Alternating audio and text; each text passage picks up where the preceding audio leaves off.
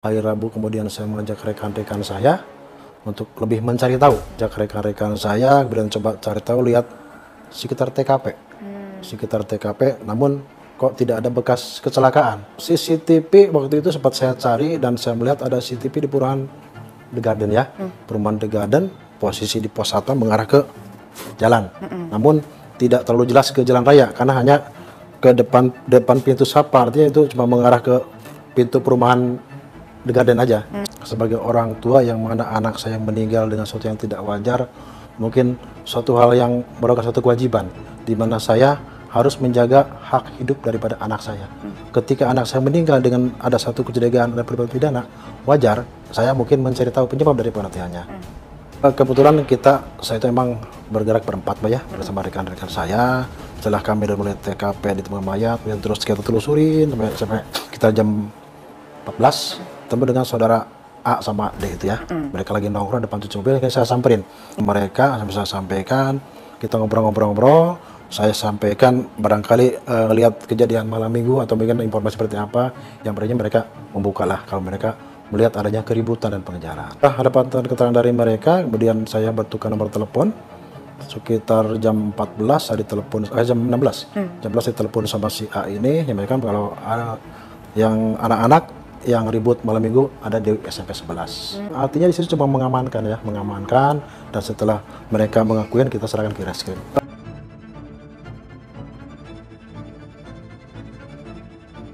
Saya melihatnya, Pak Rudiana ini, saya menilainya, Pak Rudiana ini tidak jujur ini dalam hal CCTV.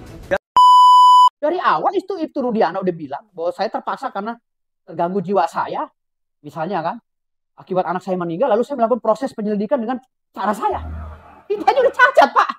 Gitu loh. Maaf, orang sinting nggak boleh meriksa, Pak. Orang gila nggak boleh diperiksa. Orang sakit nggak boleh meriksa. Itu dalam KUHAP diatur, Pak. Bagaimana orang terganggu jiwanya memeriksa seseorang yang tidak bersalah? Itu Rudiana jiwanya sedang terguncang pada saat itu. Tapi dia bisa membantu polisi lain untuk menangkap. Nggak tahu, jangan ditangkap, salah tangkap. Dari pertama administrasi hukum P1-nya saja sudah cacat formil. Bagaimana orang lanjut ke P53? Gitu loh. Artinya proses hukum diajukan oleh pihak Sakat Tatal sekarang ini melalui Farhad Abbas dan mungkin Pak Otto Hasibuan. Ini harus diputuskan seadil-adilnya oleh hakim. Dan ini harus bebas mereka. Harus bebas, Pak. Karena proses penyelidikannya di awal sudah salah. Gitu loh. Orang yang lagi gila, orang lagi stres itu Rudiana. Lagi dianggap stres gila, pengakuan dia sendiri loh. Dia tergoncang jiwanya. Kok bisa nangkepin para pelaku? Gitu loh. Karena dalam undang-undang itu dilarang orang sakit itu. Orang sakit jiwanya, orang sakit mentalnya, orang gila itu gak boleh meriksa. Dan gak boleh diperiksa. Ini ada orang gila, disuruh meriksa. Gitu loh. Katakanlah itu Rudiana sedang gila pada situ. Ya, itu Rudiana sedang terganggu jiwanya. Ya, bukan berarti ya itu Rudiana gila, bukan. Sedang terganggu karena kehilangan alamnya. Kok bisa disuruh nangkep orang-orang, tangkap. Orang gila disuruh tangkap, diperiksa pula. Akhirnya dari awalnya orang gila, semuanya jadi gila. Kasusnya jadi gila. Gitu. Dan putusannya pun jadi putusan gila. Kalau ini diteruskan negara gila. Makanya butuh orang gila untuk mengeksekusi ini siapa? Saya orang gila gitu. Makanya saya bilang dari sini ya, saya meminta kepada Presiden Republik Indonesia ya, Pak Jokowi, tolong ini Pak, ini warisan, jangan sampai ini kan peristiwa hukum kedua yang viral ya setelah Sengkong Enkarta kan gitu. Sengkong Enkarta ini kan viral juga. Nah, setelah berabad-abad, berwindu-windu ini berjalan, nah sekarang ada lagi yang Peggy Setiawan. Enkarta. Bebas pula Peggy Setiawan. Gitu kan? Coba kalau kita lihat prosesnya, ketika polisi dengan ya maaf ya para penyidik ini bukan bermaksud untuk memojokkan atau mendiskreditkan para penyidik, bukan. Tapi saya lihat dengan PD-nya para penyidik nangkapin Peggy. Lalu humasnya Polres atau Polda itu mengumumkan bahwa ini Peggy, kami yakin adalah ini bersalah. Tahu dia salah tangkap, kan lucu Pak. Artinya udah salah semua Pak. Gitu loh. Pertama-tama orang lagi gila itu Rudiana lagi sakit jiwa, mentalnya gila. Gitu loh. Nangkepin orang-orang. Disuruh BAP. Tangkapan dari orang gila disuruh BAP. Ini kan barang udah rusak, Pak. Barang rusak diolah di pengadilan. Jadi gila semua. Gitu, Pak. Institusinya harus diobok-obok hanya gara-gara peristiwa hukum yang dilakukan oleh itu Rudiana. Kan ini gak relevan, Pak. Gitu. Ini memalukan, Pak. Gitu loh. Memalukan lembaga kakek saya. Saya sebagai cucunya polisi, saya nggak mau lembaga saya di ini. Kenapa? Banyak polisi yang bagus, Pak. Selama saya menjadi pengacara, banyak banget polisi yang bagus. Jangan gara-gara itu Rudiana dan kawan-kawan cacat ini lembaga kakek saya. Gitu loh. Makanya saya minta tolonglah ini diluruskan. Sebelum saya turunkan Pak Jokowi, tolong ke Pak Kapolri. Ya kan, Pak Kapolri, saya minta tolong urus anak buahnya dengan baik. Bagaimana mekanismenya? Apa perlu dipanggil ke Propam, diperiksa secara intensif? Tolong Pak, diulang lagi pemeriksaannya di Propam. Karena udah nggak relevan, Pak. Udah nggak relevan. Bukan dari PG, dari pemeriksaan itu Rudiana kan saya bilang orang sakit jiwa nangkepin orang-orang jadinya kasus sakit jiwa. Itu Rudiana itu lagi sakit jiwa, Pak. Wah, karena anaknya Terguncang, dia terguncang. Orang gila nanggepin orang waras. Dia jadi gila semua perkaranya, Pak. Gitu loh. Kalau memang peristiwa hukum itu seperti itu, kan gitu. Ya. Jadi semua yang gila, Pak, nggak boleh diperiksa di dalam KUHP, Pak. Orang sakit kan ditanya nih, Saudara Firdaus, apakah Anda dalam kondisi sehat walafiat? Sehat, Pak. Kalau gue bilang sakit, batal itu, diundur lagi pemeriksaan. Nah, ini bukan pemeriksaan, belum ada laporan langsung. Kamu tangkap kamu nih, kata teman kamu yang lakuin ya. Kamu juga nih, tuh kata dia. Masa kata dia? Kok kata dia peristiwa hukumnya? Ini jadi lucu, Pak. Barang-barang yang gue pesan kemarin mana itu dari Mabes Polri itu, Pak, segala alat pelacak kejujuran, segala apa CCTV dari satelit, apa segala dari lantai 7 langit, apa segala itu. Mana yang dipesan hampir ratusan miliar? Alat-alat yang canggih itu mana? Jangan menjadi institusi Polri ini jadi bodoh kelihatannya. Ini institusi kakek moyang saya loh. Saya sebagai cucunya polisi saya gak terima. Gitu loh. Kakek moyang saya yang lembaganya diobok-obok sama orang-orang seperti ini gitu. Mana ini alat-alat canggih yang ditenderkan oleh Mabes Polri? Mana? CCTV. CCTV-nya mana? Ini Pak, handphone begini Pak, saking canggihnya. Ini dalam kondisi mati aja bisa hidup nih Pak. Kalau sama orang cyber. Kondisi mati, kita lagi ngomong kedengeran. Mana tuh alat canggih itu? Tolong keluarin nih Pak. Alat canggih itu Pak. Capek nih Pak. Saya melihatnya, Pak Rudiana ini, saya menilainya, Pak Rudiana ini tidak jujur ini dalam hal CCTV.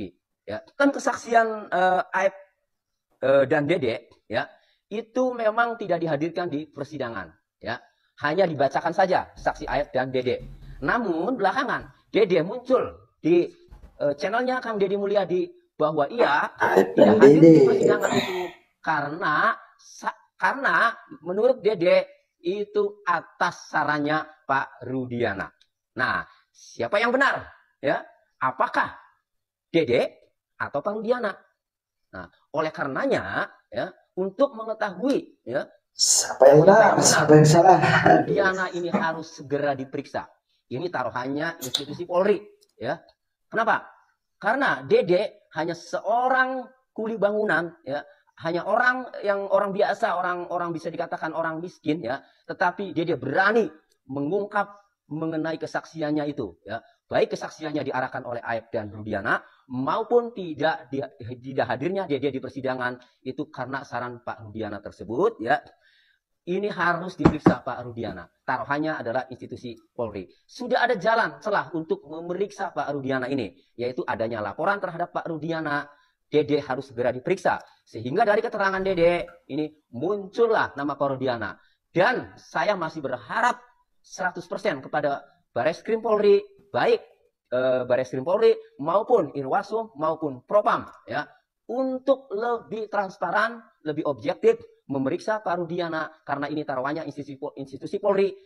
Hasilnya segera umumkan ke publik. Soal CCTV. Nah, soal CCTV, nah, Pak setuju itu Rudiana Pak. ini saya amati jawabannya itu, ya, saling bertentangan.